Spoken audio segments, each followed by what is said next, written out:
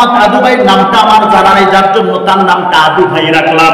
জনাব মোহাম্মদ আদু ভাই কয়েকদিন আগে বলেছিলেন, আমাদের ধৈর্যের পরীক্ষা নিয়েন না, যদি আমাদের ধৈর্যের পরীক্ষা নেন তাহলে কিন্তু কাউকে শান্তিতে থাকতে দিতাম না।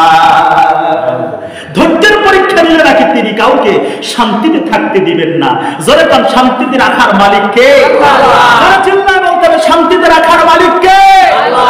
এইরকম বহু নেতারা পদে পদে এসে মিডিয়ার সামনে এসে জনগণের সামনে এরকম বহু হুমকি ধামকি দেখিয়েছেন, জনগণকে অশান্তিতে রাখার হুমকি ধামকি দেখিয়েছেন, ঘরে ঘরে আগুন জ্বালিয়ে দেব এইরকম কাদের কাকু বহু ঘোষণা দিয়েছেন। ঘরে ঘরে নাকি তিনি আগুন জ্বালিয়ে দেবেন, কারো ঘরে তিনি আগুন জ্বালাতে পারেন নাই, শেষ পর্যন্ত দেশ থেকে পালিয়ে গেলেন, তার ঘরটাই জনগণরা আগুন দিয়ে পুড়িয়ে দিয়েছে। কথা কন ঠিক কিনা?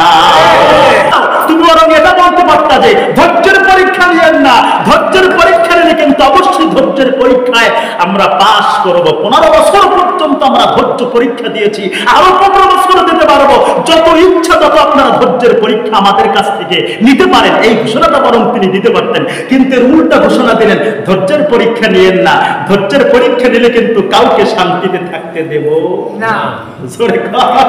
কাউকে শান্তিতে থাকতে দেব না। এরা কি নেতা না খাতা? জোরে এরা কি নেতা না খাতা? এই সমস্ত নেতাদের আমাদের কোনো দরকার নাই, এই সমস্ত নেতাদের আমাদের মুসলিম জাতির কোনো প্রয়োজন নাই। এই সমস্ত নেতাদেরকে আমরা বয়কট করবো ইনশাআল্লাহ।